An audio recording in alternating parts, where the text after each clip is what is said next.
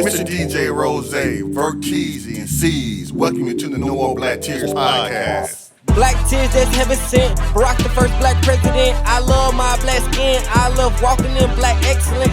Black power, let's represent. All black, that's evident. I'm sure MLK and Malcolm X both didn't die for the hell of it. Strap a seatbelt, go and settle land. What makes you think that we would sell our land? We wouldn't sell out now. What makes you think that we would go ahead and try to sell out then? No more black tears, black on black kids. Love us as is, love with passion. Paying black bills, learning black skills, making black meals. Black is backing. Big shout out to Fred Hampton. I'm black and proud like I'm James Brown, but I ain't doing no acting. My people here from the motherland. This podcast now active.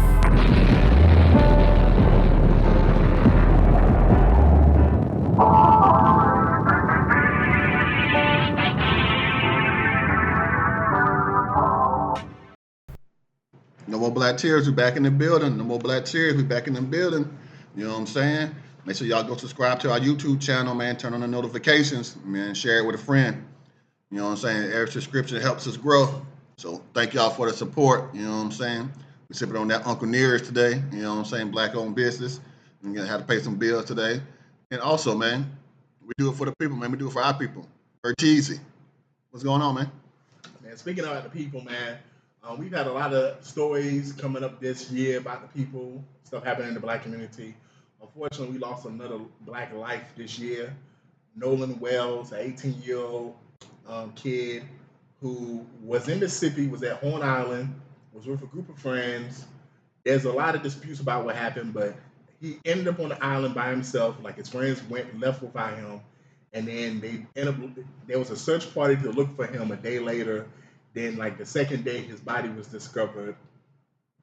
There's a lot of stories that are coming out and details coming out from one of the boys' mother is Ashley Cole, who's a judge, you know, and she was talking about how she's not trying to have her son involved in this situation.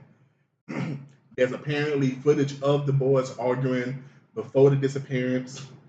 Apparently, the boys had Nolan's phone to the point where the parents had to use some kind of app to find the phone, and it was at the boys' house, and they had to retrieve the phone from them. And apparently, the young teenagers didn't want to give the phone back at first. There was another situation where the boys tried to say that Nolan wanted to stay on the island and was going to come back later with another group of friends, but there was a girl, white girl, that he met during that time span who basically disputed that and said, nah, he wasn't supposed to stay on the island with me. He was actually supposed to leave back with his original group of friends. So that was kind of iffy here, trying to find that information out. There's just a lot of things in this situation, unfortunately, Rose, that have come out in the last couple of days that necessarily don't make sense. Race is a big factor in this situation, unfortunately, because the friend group that he was a part of when he was arguing and with the island with is all white. He's the only African American in that group. And the police have already said at this moment they don't suspect no foul play, but they are still doing an autopsy trying to figure that out. And as we know, Ben Crump is part of it. Ben Crump is representing the family. He's the biggest civil rights attorney in the country. So if you keep up a lot of civil rights cases in the country, you've definitely heard of Ben Crump's name multiple times. What's your thoughts on this, just on the surface level, Rose? It sounds like it sounds a little fishy. You know what I'm saying? I know they was on water and everything, but it sounds a little fishy. You know what I'm saying? It kind of reminds me of that Murdoch case that happened in South Carolina, not too far from here. It kind of reminds me of that, you know what I'm saying, where the kid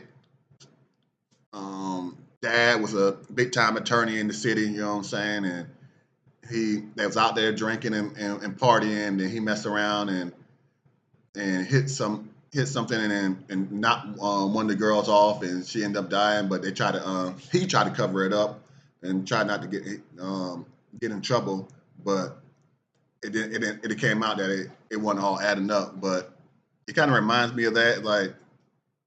But then again, we're in Mississippi, you know what I'm saying, Verteezy's favorite state. So it just sounds kind of fishy, man.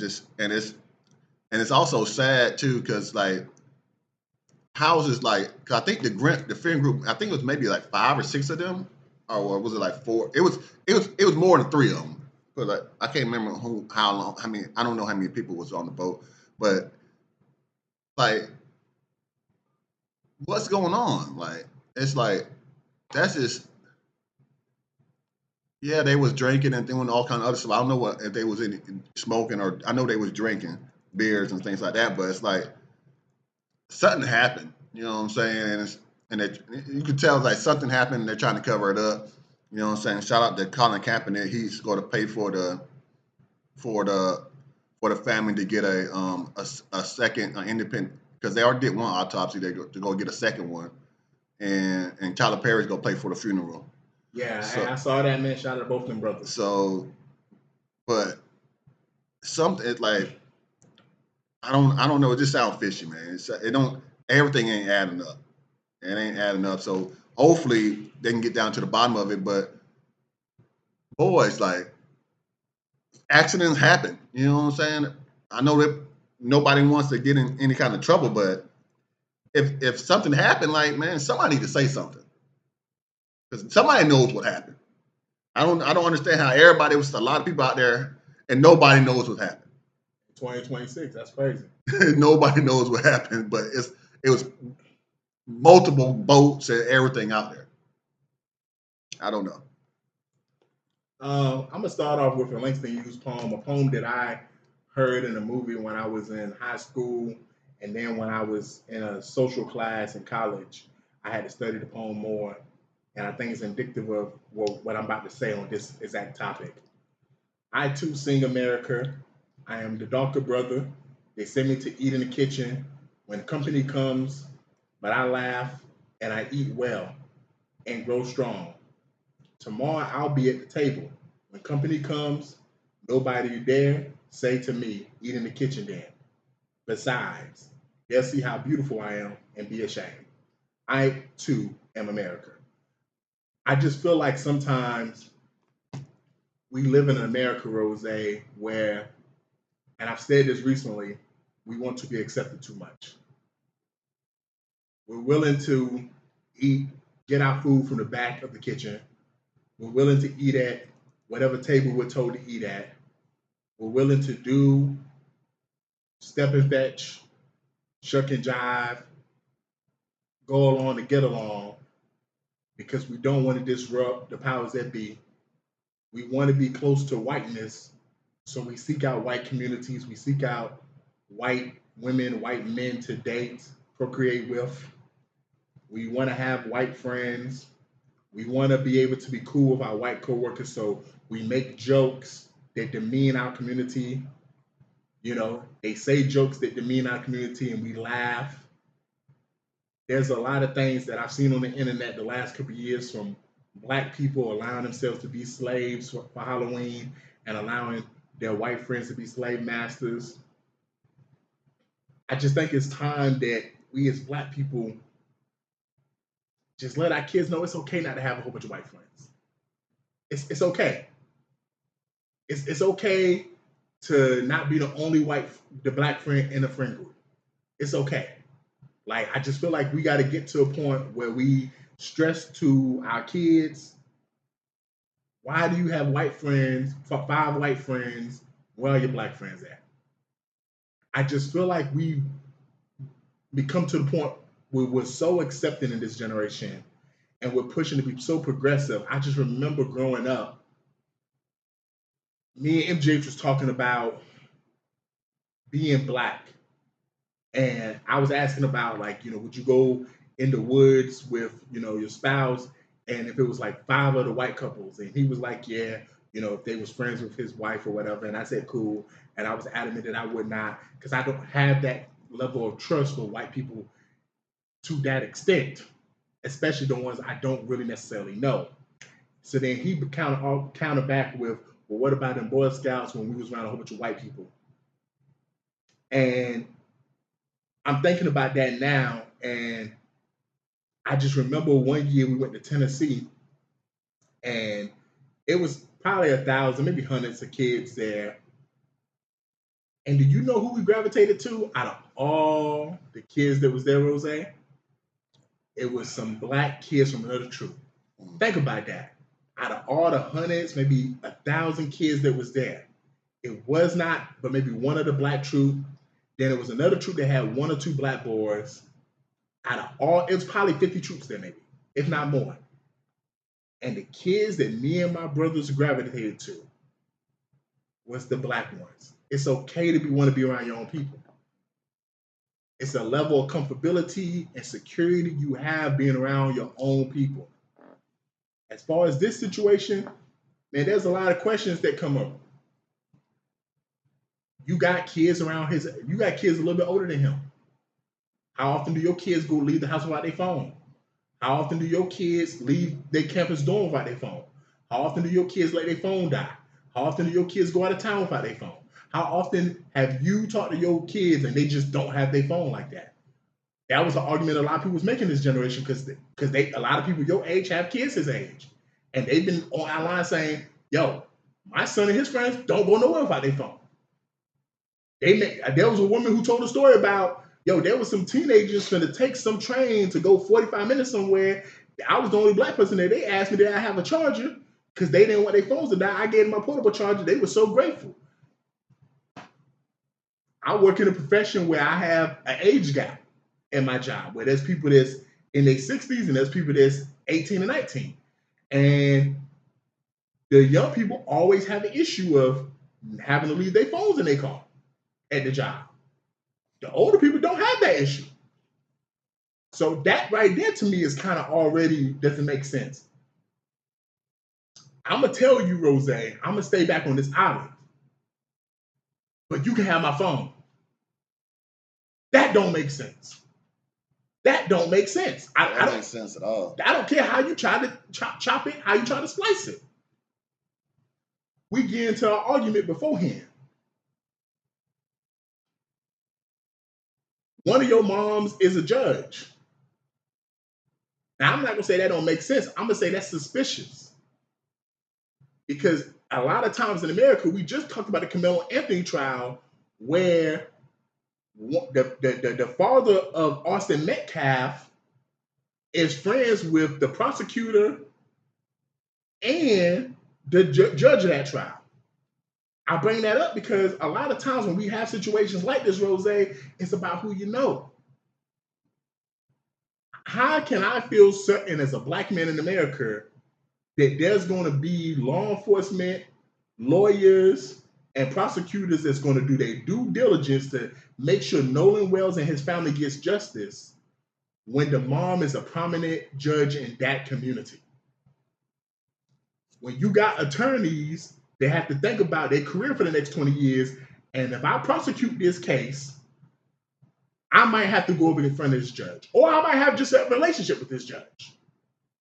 And there's no telling the other white boys if they fathers are doctors, lawyers, judges, businessmen. Like that plays a factor in this too. Like I just thought that was very important when they said she was a judge and where she was a judge at, and the fact that she was trying to scrub, all her family's Facebook pictures off the internet and didn't want to answer questions from the cops. Let me ask a question. You a judge, you believe that justice is blind and they're going to do their due diligence. Why wouldn't you let your son answer questions then? Yeah, and I think, I think all of them was 18 and up, right? So yes, because they all was in college. Yeah, so it ain't up to her. It wasn't, but she just said, "Nah, I don't want," because they wasn't. So she lowered up, basically. Yeah, basically. Yeah. But if you think this is a due process and everything, why would you do that? Because when black families be like, "We don't have to talk to you," I'm pretty sure you'd be like, "Well, why you just didn't talk to the cops?" Well, why you didn't talk to the cop, white lady? Why you didn't have your son talk to the cops? Because it's fishy. Like it's a lot of things in this situation that don't add up. And there's people online. Shout out to the white people online that's going hard for this, and they're saying that justice needs to be served, and they believe that something fishy happened to Nolan. But there's a lot of people online that feel like that boy just got on that island and was drunk and high and just drowned.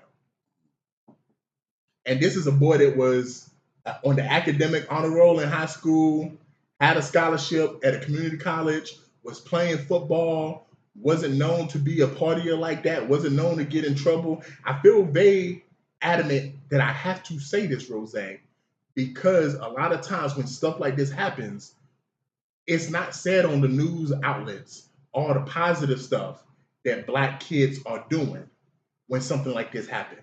But our counterparts get the benefit of the doubt. So I feel like it's very important for everyone to know this is somebody who had a scholarship to college. I don't care what level of college you go to, Rose. That is not easy. He had a scholarship to college. He was playing football. He was academically inclined, and he was not a troublemaker at 18. Now, that doesn't mean that he didn't smoke weed. That doesn't mean he didn't have a couple beers and stuff like that. I don't know. But a lot of people go to college and experiment and do all kind of stuff. That don't make him a bad kid if it comes out in a week or two that he was on this island and he had a couple drinks with these white boys. That does not make him a bad kid.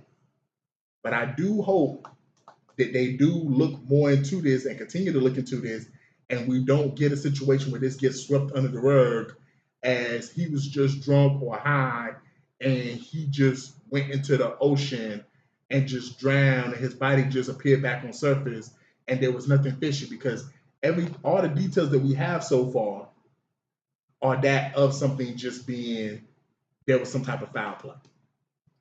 Yeah, it just doesn't sound right. Like, especially the whole phone situation. Like, they knew they had his phone, but they didn't try to give the phone back or anything. Like, the mom had to track it down with 360. You know what I'm saying?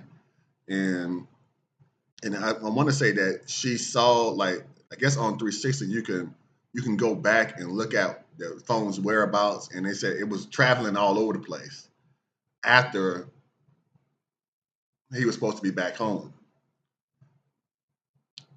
I just want to know, like, what happened to him. I want to know exactly what happened to him, and I believe that these kids should take lie detector tests or something, because I don't believe they're telling the truth. But I don't know what happened either. I'm not putting anything on nobody. I'm not accusing nobody of anything, because I don't know all the ins and outs of the of the case.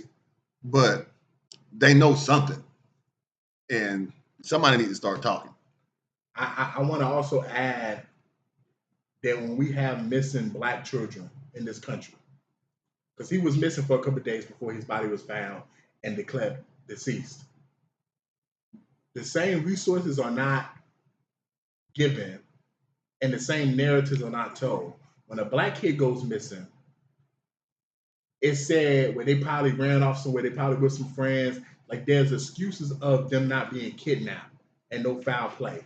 When white kids go missing, it's immediately assumed that was somebody took them, somebody put some harm towards them, and we need to do a better job in this country of not doing that.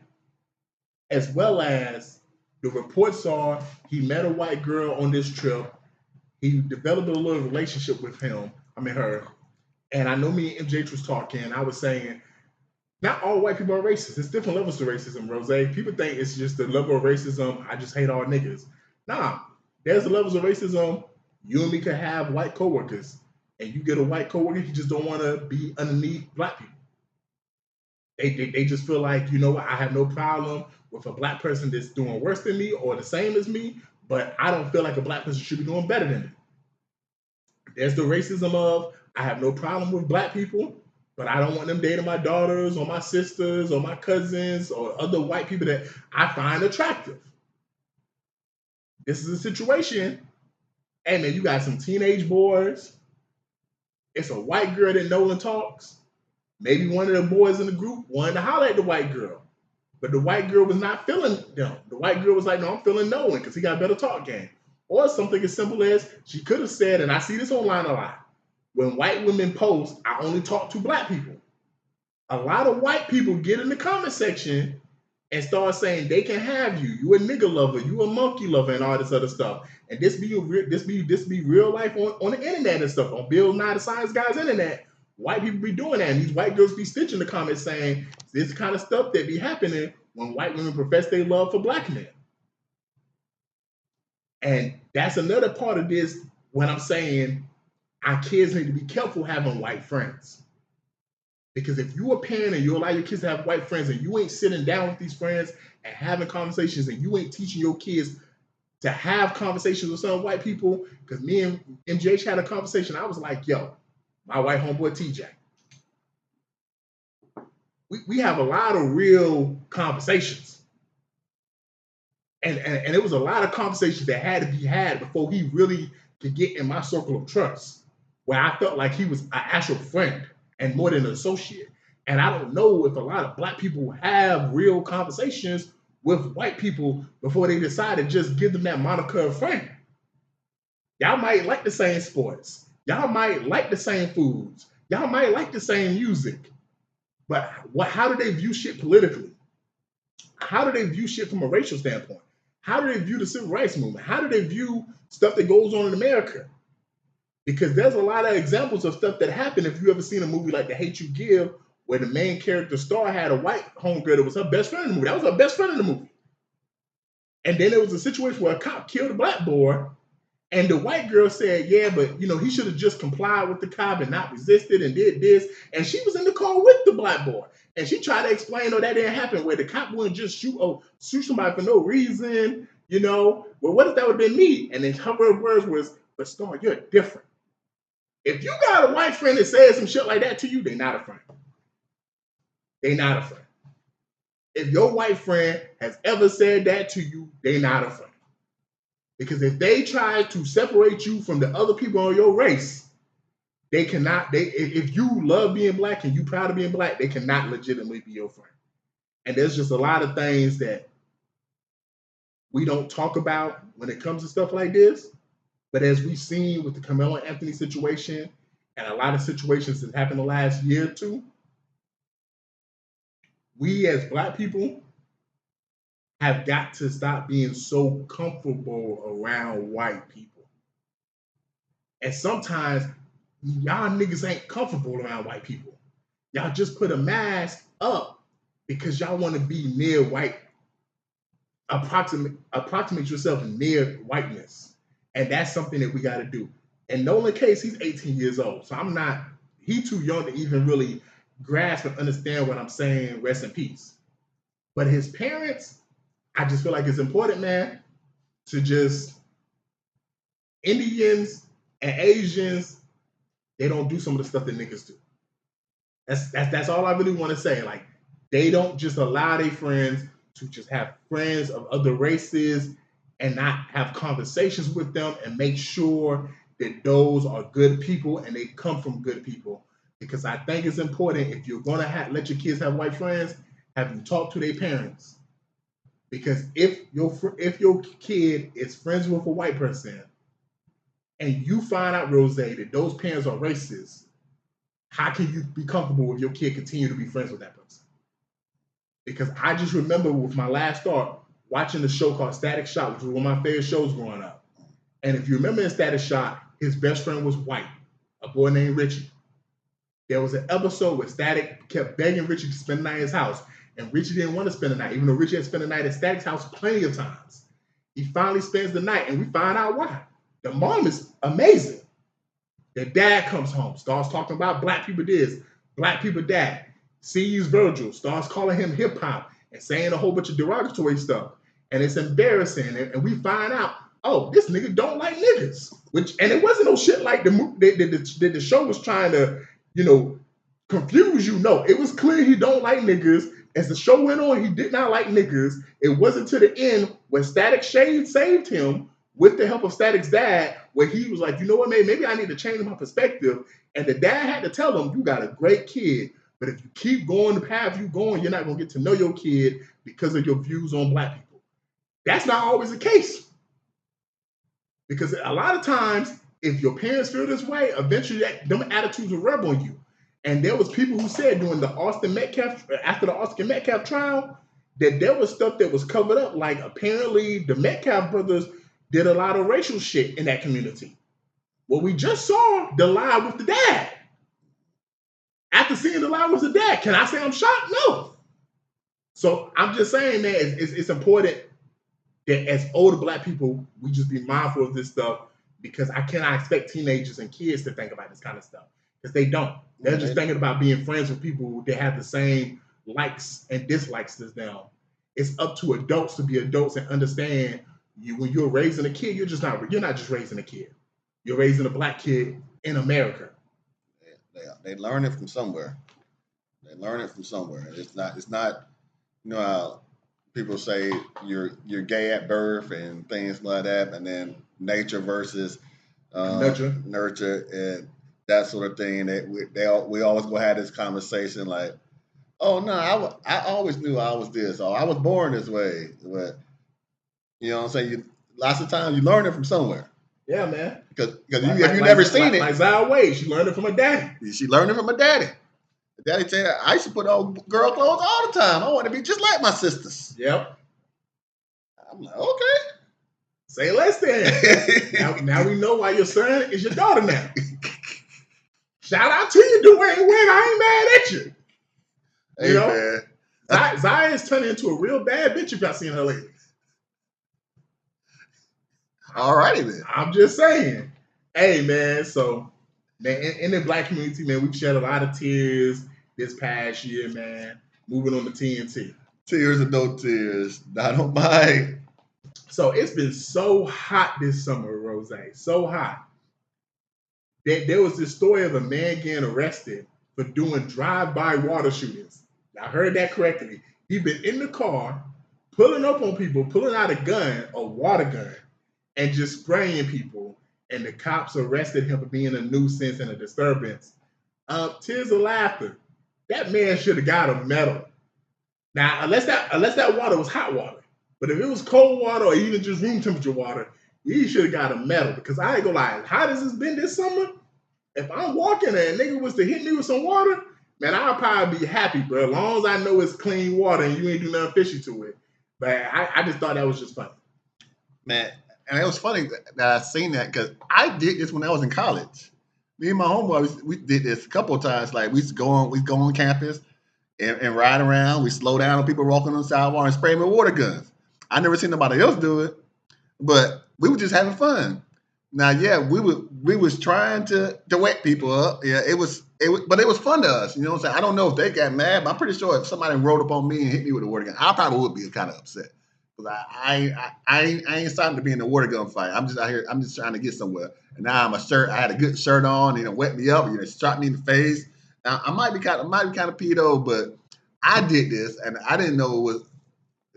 Buddy I can see why it's against the law, but they could have let Buddy go with a warning though. They ain't had to put the handcuffs on him. I ain't got no tears, man. I ain't got no tears. So we're going to stick with teenagers. So there was these teens that got together, was drinking and smoking, and pointed a gun out of a car. But there's more. Wait, there's more. Just like the rest in peace Billy Mays, the car was driving itself. It was self-driving. So they're just having a good old time, drinking, smoking, and pointing guns out. But they was not real guns. They just painted them to look like real guns. And apparently the car basically shut down, called the cops, told the cops what the boys was doing. The car basically told the boys, oh, we malfunctioning right now. Don't worry, everything gonna be cool. The car never locked itself. So they could have left the car at any time, but they decided to just sit in the car and just chill. And the cops came and arrested the boys. Once again, tears of laughter. Because first things first, shout out Nick Wright. Once that car started talking to me and saying, yo, I can't work no more, I'm stopping, I'm out. I'm out. Yeah, that probably should have been the first thing they thought. It's like, we'll catch another car. Yep, I'm catching another car. I'm out. I don't give a fuck. Okay, I'm not going to sit here and wait on nothing. I'm drinking. I'm smoking my good weed. I'm not letting no adult come and see me like this because they might call the cops even if you didn't call the cops. So I'm out. Secondly, god damn, you can't even trust cars no more. That must have been a Gucci Man car. Yeah, man. I ain't got no tears for the kids. They actually waited. They sat there and waited. I wondered if the AC was still on. and the car was still on. You know what I'm saying? I wonder if they would just sit in the hot car like, oh, we're gonna wait for it to start back up or whatnot. But they waited there and they got surrounded by police. I know they were so scared. I know they were so scared they didn't know what to do. But man, next time they know better. Get out the car. And I'm thinking that when I first hearing it, like I'm thinking the same thing, like, oh, they must have locked them in there. Oh, that's wow, that's crazy work. No, they weren't locked. They could have got out. They just decided not to. Yeah, no tears. So unfortunately, in this next one, somebody was locked in the car and it cost them their life. So there was a 2-year-old baby that was left in the car by the babysitter. And when the babysitter came back, the kid had, passed on to glory because of the heat. I got tears of tremendous sadness, man. It's a reason why you don't leave your kids in a car, especially during the hot summer hours. Me and MJGH was talking, and he was saying that there's plenty of places that will have signs that say don't do that, especially during the summer hours. Also, even if it's not hot, like why would you just leave a 2-year-old in a car by itself? Just in the world that we live in, just not knowing what's going to happen and who's watching and all this other stuff. So yeah, man, and it's sad because this was a babysitter, and this just shows you gotta be very careful who you leave your kids around. Yeah, man, I got tears for the family and the kid. It's I know now, like I know the newer cars I know they have notes on the card, and they also have signs on the car, and they have like I guess dings on the car. What's that? Make sure you check your back seat when you get out, or things like that. So, I it's a babysitter. Like I can sometimes parents are tired. You know what I'm saying? They driving, they forget that the kids are in the car. I've seen that happen before. But babysitting, that's your job. So how you babysitting? You forget your whole job. So you had to work at the grocery store on the cashier, but you just walk off and leave the cashier and leave the register and go do something else. And you're supposed to be on the register. That's just crazy. So it's like I don't know. It sounds like some dope was involved because Probably so. They probably ran to get some dope. because I just leave them in the car, and that's your job. True, very true, man. So somebody that was on fire. That's how hot it was. They was actually set on fire. So there was a man in a wheelchair. There's no details to the video. We just see a video of a man in a wheelchair, and a white man out of nowhere comes and just it looks like a cocktail Molotov, throws it at him, sets him on fire, and fortunately he was put out, and apparently he had some burns, but nothing too severe. And the man who put the man in the wheelchair on fire was arrested. Um, I ain't got no tears because this is just white people doing white people shit. Because the man in the wheelchair was white, the man who threw was white, but it is like this some Grand Theft Auto shit. Like this is some shit that you see on Grand Theft Auto where niggas is just minding their business and niggas just start attacking people in the video game.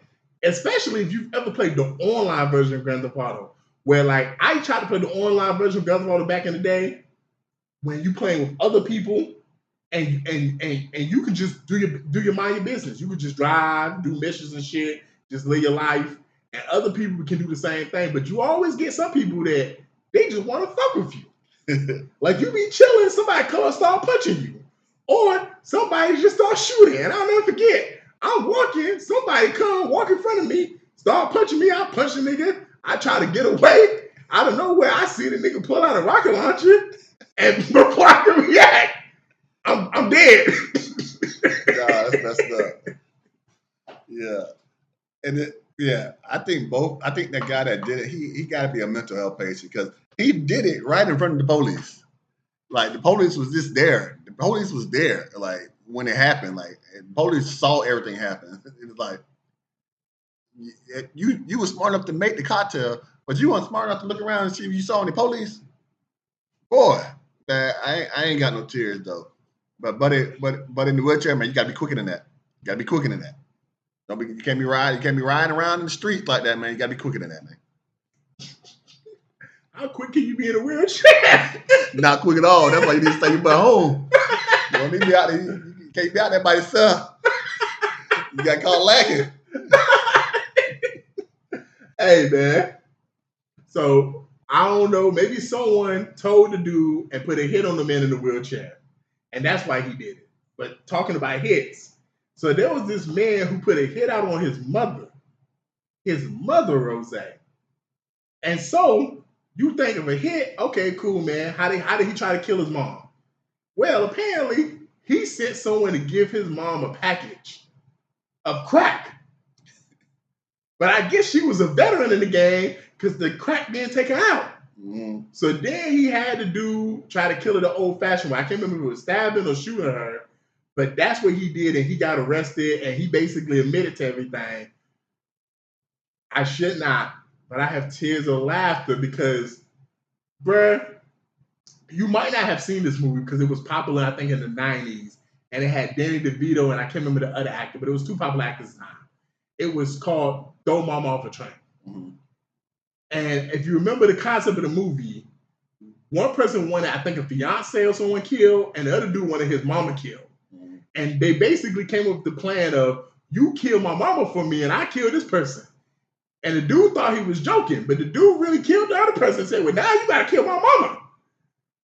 Bro, my mama can never make me that mad. I don't care if she leaves me out her will. She can never make me that mad where I'm going to sit up and be like, get on Bill Nye the Science Guy internet and hire a hitman to kill my mama. Granted, your mama was obviously a crackhead because you gave her crack. Because if I gave my mama a bag of crack, he definitely not dying because she's not snorting it or smoking it. But your mama obviously was a crackhead. Hey, man, I ain't got no tears, man. But they must have been from Alabama because I remember watching First 48. And Buddy tried to put the murder on his mama. He committed the murder, but he was driving his mama's car, and he tried to put the murder on his mama. He said, my mama can't see that well. She came home one day and said she maybe thought she hit somebody. No, you hit that person with that car, and then you try to blame it on your mama. But I don't understand. Why are you trying to get your mama crack? Crack never killed nobody. You look back in the day, crack ain't never killed nobody. There's so many crackheads still alive right now. So you gotta come up with the times. You gotta be hip with the times. Now, if you'd have got some fentanyl, then you'd have been good. You'd have been good to go. Should have been dead in no time. Next time, not crack, fentanyl.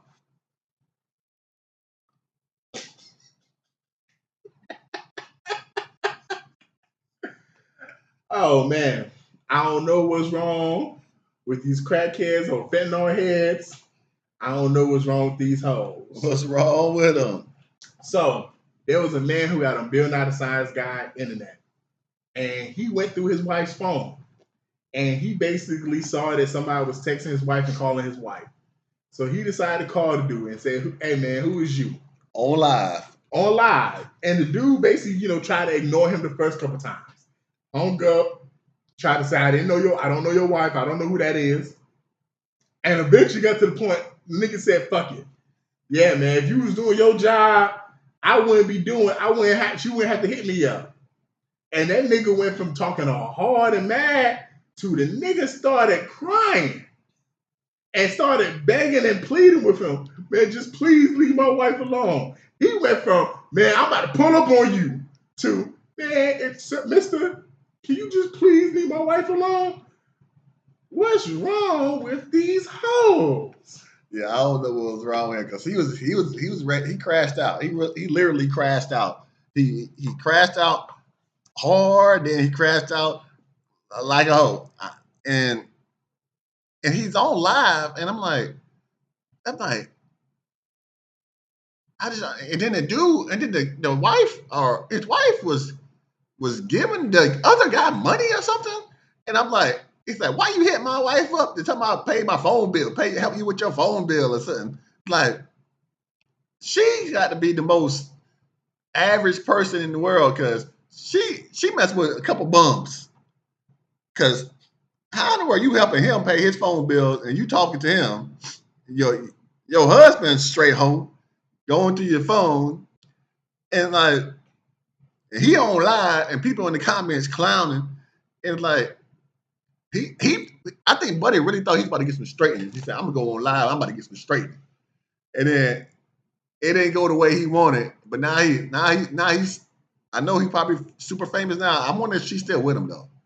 Because you can't be with him no more after that, man. After he hold out on the internet like that, on live. Like, but then again, she's probably like, yeah, next time, I'll go through my phone. And next time, yeah, I'm gonna do what I want to do. And next time, I'm gonna have you join too, because you's a hoe.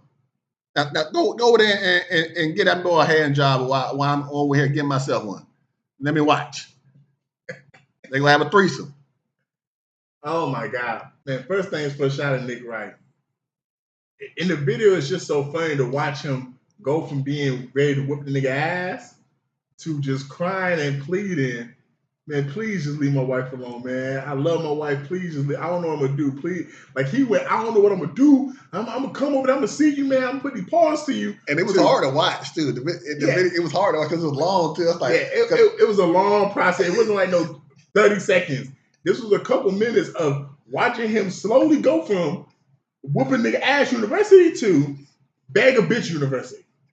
Because he went from ready to knock this nigga dick in the dirt to, I'll do whatever you need me to do, man. Just leave my wife alone. We got a happy spouse here. And it was just like, damn, nigga, she got you sprung like that. So that just brings up the question I always say in a situation. What is your purpose of going through your spouse's phone? Because at the end of the day, if you do not plan to leave your spouse, I just feel like it's just better to be ignorant. I just feel like if you're not going to leave your spouse, if you're not going to divorce them, if you're not going to break up with them, why do you care if they cheated or not? Now, if you're the type of person, that is a deal breaker for you. There is no coming back from that. You is gone. You is gone if they cheat. Then, at the end of the day, cool, find out the information you got to find out so you can go about your fucking life. But even if you was going to just beat the bitch ass, or even if you just going to beat the nigga ass, if you still want to stay with the nigga, just, an ass whooping ain't going to stop somebody from cheating. Do you know what an ass whooping would do, Rose? Make somebody mad? It'll stop them from cheating for a couple of days, maybe a couple of weeks, maybe even a month or two. Like, that's all it'll do. It'll make them be like, okay, I need to be on my best behavior for a while. But once everything blow over, once everything calm back down, I'm going to go back to doing me. And do you know what most people going to think? I know what not to do this time. I know not to save the pictures. I know not to come home drunk. I know, okay, I need to move like it. All it does is just make the people who want to do it just have to think even harder about how they're going to do the shit. You know? And if you've been in a relationship, this to all the listeners, if you've been in a relationship, everyone's cheated on somebody at some point in time for whatever reason, whatever your reason was. They wasn't spending time with you. They wasn't giving you no good loving. They wasn't making enough money for whatever reason. We've all had a spouse, even if it was when we was in high school, that we cheated on for whatever reason. I've cheated on women before, and typically when I got caught cheating, I had whatever lies I had set up. They either believed the lies or they didn't. But once everything calmed back down, I hit my roster up and be like, hey, man, I can't see y'all. Y'all in timeout. She done found out about y'all. I done had hoes, call other hoes and be like, who is you? I'm Batista girlfriend. And the other bitch said, well, I'm Batista girlfriend too. Hey, the little did they both know they both was right. They both was right. You know? And I've had to explain different situations. But once everything calmed down, guess what, Rose? Everything went back for me to be business as usual. Mm-hmm. You know, the only time it really matters is when a hoe or a man have real discipline and decide to leave their spouse. Mm-hmm. That's the only time. That's the only time when you really gonna be on your knees, like, baby, please, baby, please. I ain't gonna do it no more. I'm sorry. Lastly, it's always some hoe shit, whether you're a man or a woman. And the nigga's the hoe in the situation. The nigga on the other line of the phone, that's a real nigga. The nigga who called him, that's a hoe. Because there's always some hoe shit to confront someone else and not your spouse. Mm-hmm. I'll never forget. I was fucking a bitch. She was in North Augusta. She told me she had a baby daddy. She wasn't dealing with baby daddy. Cool, whatever. I'm chilling on the side. I just worked all week, man. I did overtime Friday. I get a call from this girl. I'm like, hey, man, what's up, man? You know, dude say, hey, man, you fucking my bitch. I said, nigga, what? You heard me, you fucking my bitch? I said, I don't know who you talking about. I hang up. Nigga called back, said, hey, man, what you want? Man, you fucking my bitch. I said, who is your bitch, first of all? Like, I don't know no bitches. Who is your bitch? He was like, man, you know who my bitch is? He said, it's a girl's name. I said, I don't know nobody by that name. Man, you fucking my bitch. I hang up, boom. I find out the next day the girl hit me up. I'm so sorry. My baby daddy came up, picked my kid up, and my kid was like, daddy, you don't never bring nothing over like Mr. Pop Top Man. And then the little nigga started describing me or whatever. And I'm like, man, that's crazy as fuck. And then that's when she says, yeah, man, I had to tell him that we was doing our thing, that I'm grown, that I ain't with you, and I can do what I want to do. I said, damn, but that's not what even made him mad. I said, damn, what made him mad then? When because my son described that you was fat, and I had to say that you was fat, and that nigga said, I can't believe you let this fat sloppy nigga lay on top of you. Did you suck his dick? And she was like, well, that's sex. She was like, so you had to lift this nigga's stomach up. I can't believe you did that to me. And I'm just thinking to myself, I want to know what happened to make that nigga so mad. Hey, so don't be like that nigga and don't be like this nigga. Don't do that. Don't do that at all. Moving on to the last topic of the night. So there was a video of a man talking about friendship, different friendships with income. And in all friendships, sometimes eventually as you grow, some of y'all go to college, some of y'all don't. Y'all all might go to college, but y'all have different fields a lot of the time. Some fields make more money than others, some make less. I could be at the top of my field making okay money. You could be in the middle of your field making great money. It just, you never know how it pans out.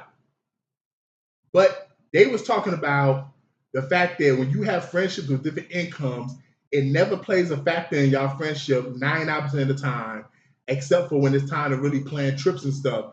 And then that's when you start seeing people penny pinching, people saying, I got it, I don't care, people struggling to make it, people where it's like, damn, the trip just really going to kill me. And then other people getting mad because it's like, I'm not trying to save here and save there.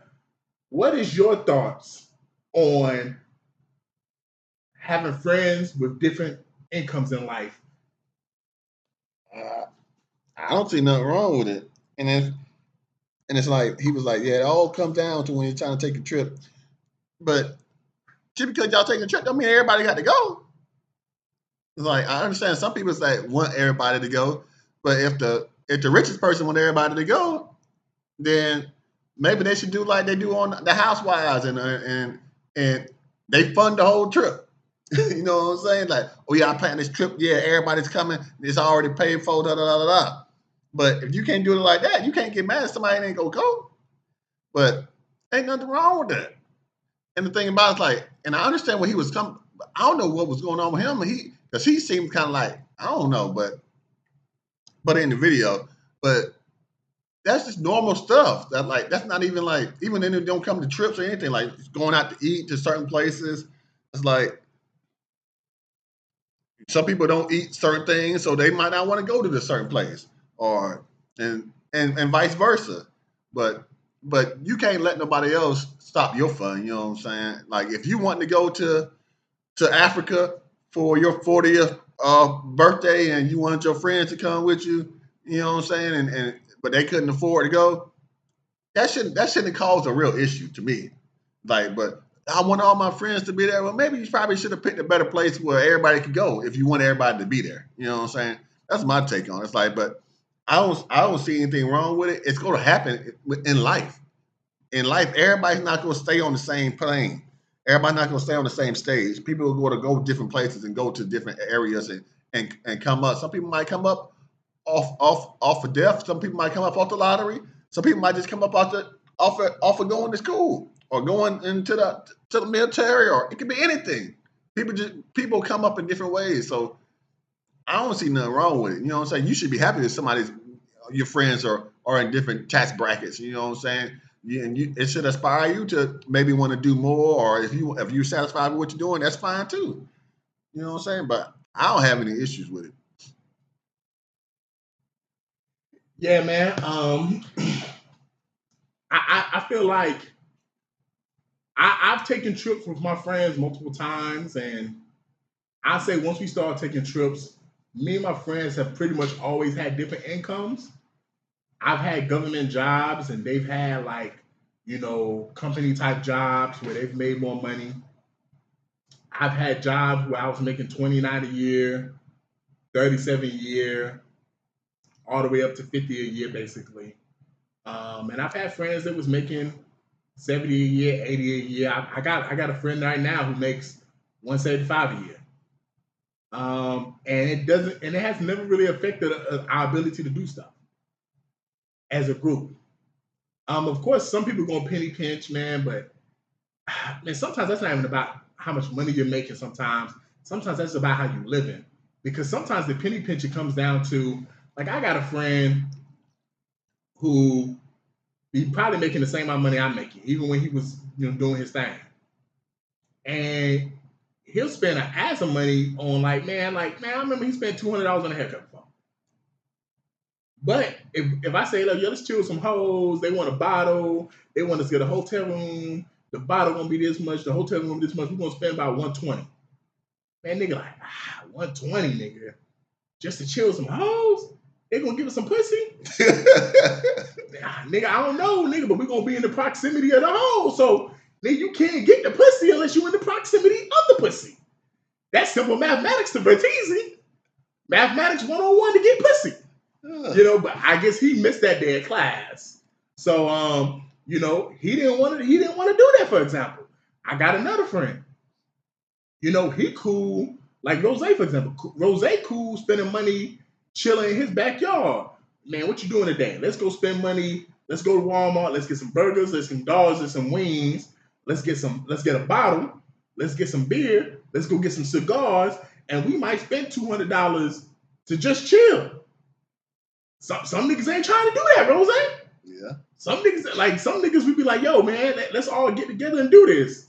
Okay, how much is it gonna be per person? Man, $50 per person for us to have the food, liquor we want, and we're gonna play some cards. And first thing they say, where the hoes at? They're not invited. They ain't chip in. Where the hoes at? So it's like it's different strokes for different folks a lot of the time. You also got to add in. So that's one of his, people spend money on what they want to spend money on. Mm-hmm. Then you also got to add in people bills, because you might have a mortgage. I might pay rent. Your mortgage might be $1,500. My rent might be $850. I might pay lights. My light bill might be this much. Your light bill might be this much. You might pay all the bills in your household, Rose. I might split bills with, a cousin or some shit like that. I might not have a car. You might got 2 cars, because you might pay for you and your kid's car. And so that means you're paying for insurance for 2 people and this and that. That person over there could be taking care of a grandparent, or taking care of a parent. So they got to pay medical expenses. So you don't know people's bills. So even if somebody's making $150 a year and you only making $60 a year, you might have more disposable income, because they might just have more people depending on them. So they might not just have the disposable income, because there's plenty of people that make 50 a year, 40 a year, and do a lot of shit because they have the disposable income. Like, I remember when me, D Will, and MGH went to Vegas the first time around. And I had 7 bands of disposable income in my bank account. And I remember we went there, and I remember I talked to them, and them niggas didn't have they probably had a fourth of what I had in terms of disposable income for the trip. Maybe a fourth. They probably had maybe like $1,500, maybe $2,500 of just disposable income or whatever. And I remember them niggas was like, God damn, nigga, what you doing, nigga? I said, nigga, I've been saving money, nigga. Nigga, I ain't been buying bottles every week. I ain't been going to Limelight and just drinking and shit and just eating wings. I've been eating at home every fucking day, cooking meals and shit, stacking my fucking money. I done did an overtime here and there. and I've been saving money. You know, I still been paying the stuff I gotta pay, but the stuff I ain't have to take care of, I wanted to make sure I had enough money to do what I want to do. Because guess what? They went to Vegas to gamble a little bit and just see the sights. I went to gamble to get pussy. So they went to gamble. You went to gamble with your life. Yeah, I went to get some pussy. Roll the dice. Yeah, and that's what I did. Nigga, I got pussy every day I was there. That was that. I went there with a purpose. I don't know what their purpose was. I know what my purpose was. So I knew to do what I wanted to do, to have the type of fun I wanted to have. I needed to have my bread up. You ain't these 7 bands though. How long did you stay? A month? Man, because I wanted to have more than enough. Because if I saw something I wanted, I didn't want money to be an option. I was like, nigga, because at the time, this is the first time we went to Vegas. At the time, you know, a nigga like me, a nigga that grew up in Butler Manor, I'm thinking, I may never go to Vegas again. You think when I was a teenager, I thought I would be in Vegas one day? No, Vegas was the place you saw on TV. That wasn't no place that was real. I stepped off that plane, I said, oh, this is real. This is real. I smell pussy. And so, I thought, honestly, can I be honest with you? I thought I was going to go to the Playboy Bunny Ranch. Okay. I thought I was going to go to the ranch. Y'all, for those who listen, you ever saw the little show on HBO Max back in the day where they showed you what happened in the little ranch with the wholesale pussy, and you go in there and it's like just about 20 hoes standing there and you get to pick one or two? I looked it up and everything. I said, okay, it's about 25 miles outside of Vegas. You know, that's what I'm thinking that's what I'm going to do. Little did I know, they were selling pussy in Vegas. So I ain't have to go to the ranch. You know, but yeah, though, man, like, hey, man, everyone has different expectations. So I really think money don't really become an issue if people are living with their expectations and you all have an understanding of what's going on, man. Like sometimes you're going to have an argument and disagreement because in your head, you thinking money shouldn't be an option. Like, for example, we might have had a situation back in the day where we trying to do a strip party and everybody don't want to chip in evenly for the hoes to dance, you know? And then so like, now you're trying to have a discussion. Okay, cool. Why do you not have the money? And then a nigga might be like, man, I'm short. Then another nigga might be on some shit like, nigga, if y'all cared about me, y'all would help me not to spend money on the hoes. Because if I spend money on the hoes, I'm going to want to fuck the hoes. All right, cool, nigga. I don't know what I'm supposed to do with that, Rose, but cool. Do you need help? Do you need to go to rehab? You ain't got a drug addiction, you got a hoe addiction. Well, my bad, let me clarify. Spending money on hoe addiction. Because it was said to me, if I spend money on the hoe, I gotta fuck. So, makes sense to me. That's hoes for TZ class 102. That's the secondary class. If you spend money on the hoe, you gotta fuck. But you gotta go to that class to understand that logic. You know, but that shit like that happens too to Rose. Sometimes it's like, yo, people want to spend the money on what they want to spend it on, and you have to have a clear conversation on what's cool or not. For me, at the end of the day, if I give it back to you, my logic is always gonna be simple. If I have friends who don't have the funds, and I got the funds, I'ma carry you. Cause I look at like we playing a game, a basketball game. I might need to drop 50 because you just don't got it that night. But nigga, if you ain't sick, if you ain't tired of your shot clicking, and you telling me, man, I just don't want to score 25. I only want to score 5 tonight. Point shader. I ain't finna drop 50 because you just being lazy now. Come on, Malik Beasley. I ain't finna drop. I ain't finna do that. So like, if you got it, but you just don't want to spend it, then that's when I'm gonna be like, bro, I'm not finna carry you, bro. So like, that's my logic when it comes to that.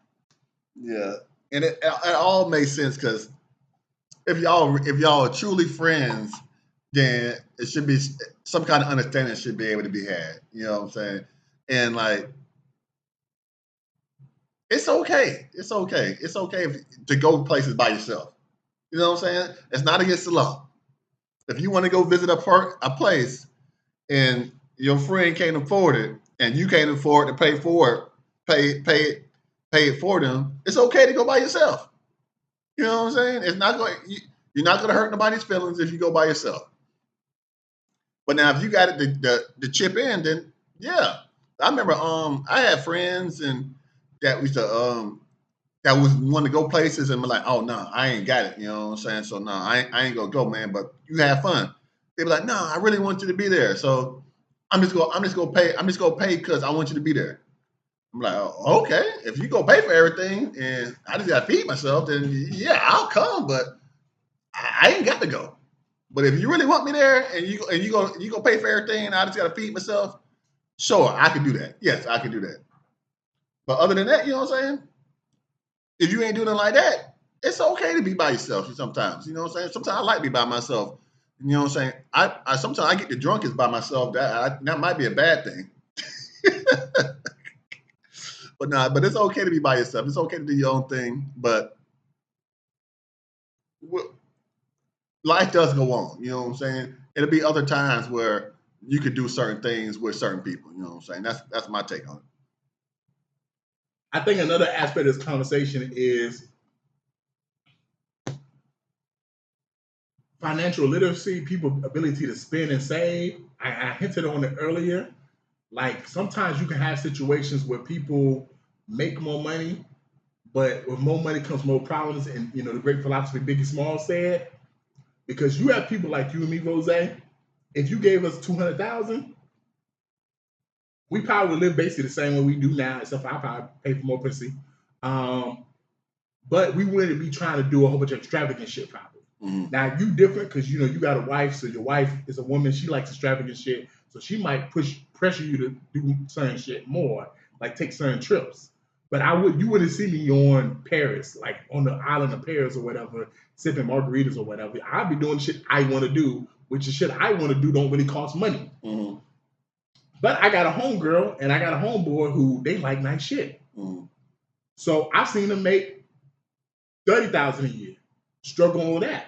And I've seen them make $50,000 a year, struggle on that. And I've seen them make over $80,000 a year and struggle with that. Well, why is that? Because no matter how much they make, their taste is always going to continue to expand because their mindset is going to be, well, I have more money now. And because I have more money, I can do more now. Versus if you got somebody who just lives at their threshold, lives at their means. They're living in between your means. That's what I was about to say that. No matter how much money you give them, they're never going to really go broke because they know where they need to stop spending on. They know, okay, I've already ate out twice this week. I need to chill the fuck out. Versus somebody else who might eat out every fucking day because they think I got the money. You know? Then you have other people who are constantly saving. Okay, I need to set this aside because I got this trip coming up. When I take a trip, I start saving. Maybe after we confirm we're doing the trip, I probably start saving a week or two after that. Yeah. But some people, I know people who, okay, a month outside the trip, they start saving. You know? Ain't nothing wrong with that. Different strokes for different folks, though. But that's why I might have more money on the trip than you. Because you might have different things you want to do on the trip. Same thing with credit. You have some people who their bank account may be fucked up, but their credit score is amazing because they always constantly building their credit. Then you have people who credit score is fucked up, but they, credit score is, like their bank account is great because they just don't have credit cards. They don't build like this. They don't, and this is financial literacy. Sometimes you have people, especially people who grew up like I grew up, they just was always taught not to owe people. So you just be afraid of being in a situation where I owe people this, or I owe somebody this, I owe Uncle Sam this. Like I don't want to be in a situation where I owe people because that's bad. But then you have some of these new people, is it Cordell Grant or whatever? Like some of these financial people who say debt is a good thing now, which you have to talk to C's about that. C's understands that conversation a lot more than Battizi does. But I see that online sometimes too, Rose, where debt is apparently good nowadays. Whereas someone like me, my mindset, how I grew up, nigga, it ain't good to owe nobody shit. Mm-hmm. I don't want to owe you a fucking dollar. Yeah. If I can get off that dollar, nigga, I want to get off that fucking dollar today. So I can go home and lay at peace and know I owe you shit. And because we talked about the Offset situation, about him gambling and people giving him money and stuff like that. Yeah. So like that's another part of the conversation too, is knowing yourself financially, knowing what you're good at, knowing what you're strong at, you know, and then everyone having their own weaknesses and stuff. Because sometimes it's not necessarily the fact that we make different incomes is the issue. It's the fact that we live different lifestyles. Mm-hmm. You know, everyone who listens to this, one of us got a family that they take care of. They got multiple kids. They got a wife. They got a mortgage. The other one has a mortgage from a house that was passed down to them. You know, doesn't pay no car note, and doesn't have no kids and has no direct responsibilities. We're gonna live different lifestyles. That's just common sense. It don't even matter if we make the same amount or if the other person makes a little bit more. We just live different lifestyles. Also, not to mention, one of us has a job where even though we both salary, guess what? One of us has the option where if they want to get extra money, they can work a day or overtime and get extra money. The other one doesn't really probably have that option. So that's something you gotta think about too, because some of us work jobs, Rose, where nigga, what I get paid is what I get paid. Yeah. But what you get paid, you can decide. Well, I got a trip in 6 months, so I'm gonna start doing at least 2 days of overtime every week. Mm-hmm. I might not have that option. Yeah. Guess what my option might be. Let me go and sign up on DoorDash. Let me sign up on Uber. Let me sign up on Lyft. And I'm gonna start hustling. Gotta hustle. I gotta get a second job, man. So, you know, but I think at the end of the day, if you respect your friends and y'all have clear lines of communication, which I've taken trips with all my friends, and only once or twice I've had issues with the trip. You know, in terms of trying to get an Airbnb or a rental car or something like that, or a plane ticket, like you just have to make sure you understand who your friends are. Because I think at the end of the day, you know who your friends are. You know, okay, this friend likes to drive nice cars. You know, we got a homeboy who, when we go out of town, he gets a rental, he trying to stunt on niggas. So he trying to get a rental. I can't remember the rental, Rose, but it was a rental that somebody was trying to get. I'm not gonna say their name, but it was a really nice rental in Vegas. Rolls Royce. Exactly. The Ghost. Now that's not something I would get. That's not something Rose would get. Because I done got a rental with you, Rose, and we got a hoopty. You know, it wasn't planned that way, but it ended up being that. But it worked. It got us from point A to point B. It even got booted. Exactly, it got booted. And your brother came and said, "Oh, it's a boot on that." Okay, you know, it happens in life sometimes. You know, same thing with like Airbnbs. Hey, you and me might be cool for a spot that don't have a pool. MGH might want the spot to have a pool because he might try to be doing extra shit. So as long as you have an understanding of what everybody needs and wants, like you can plan trips accordingly, and you can live amongst your friend group accordingly. Because even when we go out, for example, understand, we can't go out every single week because, you know, Rose don't have the money to go to this club and get a section every single weekend. Mm-hmm. You know, sometimes we got to do just stuff at the house. Mm-hmm. That's cool, bro. Because if you really are friends, your friends should understand your financial situation. But at the end of the day, though, I want to transition before we wrap it up. Do you think it should be a normal practice of people who make more money in the friend group to spend a little bit more when we're doing certain stuff? A normal practice? No. Not unless they want to do something that's and they would think, oh yeah, I'm doing this. Like, oh yeah, like I plan on getting this section somewhere and I want y'all to come. I already got the section, but I want y'all to be there. Something like that. Okay. So there was an episode of Friends. You remember the show Friends back in the day, right? Yeah. Where they was talking about, since everyone had different jobs, that basically when they go to the bar, if the tab is 200, the bar tab should be split up based off everyone's income. Oh wow, that's wild. You know, which some people do that now. Like I saw it on TikTok recently, there are people who, if this friend makes 150 and this friend makes 30K and this friend makes 50K, and the bar tab, let's say 500, you might pick up 250, and then this person might pick up 150, and this person might only pay 50. If that's your understanding, there's nothing wrong with that, but there shouldn't be an expectation to do that. There shouldn't be an expectation of that. So how much, in your opinion, would your friend have to make more than you for if we go to, let's say, Limelight? It's come on, you know you picking this up, right? Oh, they would have to be Eddie Murphy. They have to be Eddie Murphy. Oh, they Eddie. So if your homeboy was Eddie Murphy and Eddie Murphy tried to split the check with you. Come on, Eddie. Come on, man. Come on, you got a detachable roof in your house. Come on, man. Come on, man. You said it was hot, man. Let me open the roof. What if there was the 8th man on the NBA bench? if you was in the NBA, or if you was a professional football player or a professional athlete, But I'm the 45th nigga on the roster though. hey man, you still making a lot of money. But yeah, you not every time, but you're supposed to take us out though. Okay. You're supposed to take us out though. You put the Michael Vickers. Yeah, you're supposed to take us out now, but not every time. Not every time. No. But you I'm supposed to take gonna us shoot out. that guy. Yeah, Like if you LeBron, yeah, LeBron supposed to pick the check up. If Yeah. you Pat Mahomes, you supposed to pick the check up. yeah. And if you Eddie Murphy, you got a detachable roof, you definitely supposed to pick that check up. And you pay for the funerals now. Yeah. But it shouldn't be expected, but that's just so far fetched. Like, if I really knew somebody like that, but I know one of my homeboys, R.I.P. J. Rock the Gift, like he will invite us up and be like, oh, I already got all the liquor, I got all the food, I just need you to come up here and help cook it. You know what I'm saying? We go party. You know what I'm saying? We go into the club, everything on me. You know what I'm saying? Da da da da. And that was just him. That's what he wanted to do. That's what he liked to do. He liked to stunt, and he liked to treat people. You know what I'm saying? So that was his thing. So it would be no thing for us to go to the club, skip the line.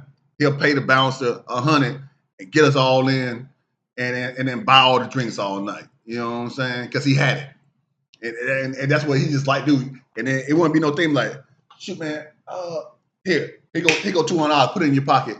So if you want something else, you can get that too. That's what he liked to do. So I never said, oh no, don't do that. I'd be like, okay, that what you like to do? Okay. But he also knew that if I had it, I would probably do the same thing. Not to the extravagant things that he would do, but I would do the same thing if I had it too. You know what I'm saying? Yeah, man. I mean, as we wrap it up, man, I want to say at the end of the day, man, what's the point of having money if you can't spend it with people you love, man? I remember being in New Orleans and I remember getting a bonus check from my job. And I ain't gonna say the amount, but it was a lot of money. more than a nigga like me deserve. And I remember when the check hit my bank account, I already had money in my bank account now. But when the check hit my bank account, I was like, oh shit. And I remember the rest of the night, I kept buying shots for D. Will and MGH and wanted to put them aside. And you ain't got to keep paying for shots. And I was like, nigga, what's the point of making money if you can't spend it with your people? Like, that's a philosophy that I do believe I have. And I shout out to your boy, JR the Gift. Like, I feel like there are a lot of people I know who have that mentality because I've been around Rose, for example. When you've had extra money than you usually do, you are way more generous than sometimes. We've been around Juice Man, where he's the same way, man. And we've definitely been blessed by your brother MGH, man. So, do you have any final thoughts? Final thoughts, man. No, I ain't got no final thoughts today. No final thoughts today. My final thoughts is we've been talking about a lot of black stuff the last couple of weeks. And there's this creator on TikTok and Instagram, but mostly TikTok, who makes very funny content with the name of Forever Bansky, where he goes around and he sees black people with white women, old white men, and he says, you know, you diluting the race, man. You know, you diluting the race with that white girl. You know, they probably hung your ancestors and stuff like that. And it's always very funny to see him do it, because some of the people's reactions be just, they know it's funny, so they react in kind. Sometimes people get mad because they feel like they're being questioned or whatever. But then he has another second bit he does where he'll see a black person amongst a whole bunch of white people. And he'll be like, I'm just checking on you, king. I'm just checking on you, queen. These white people ain't bothering you, right? These white people ain't bothering you. And it'd be very funny. As funny as that is something we do need to do in our community a lot more.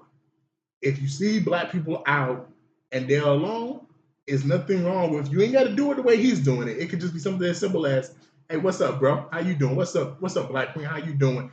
Just making sure that they're okay, because you never know what kind of situation someone may be in, especially as black people. Sometimes we're in situations that are very uncomfortable, but because of our skin color, we're not allowed to voice our opinions like other people are. Yeah, so I did have a final thought. You know what I'm saying? The GOAT dropped the album yesterday, and I listened to it a couple times. And I got on TikTok, and everybody was bashing him. Even famous people was mad. And I'm talking about Future. You dropped the album. You know what I'm saying? The Real Me. I enjoyed the album. I probably listened to the album probably 5 times so far. To and people, some people didn't like. Most people I see online didn't like it. I see a couple of people say they liked it, but music is made for everyone. You know what I'm saying? And if you don't like it, it's okay. You don't.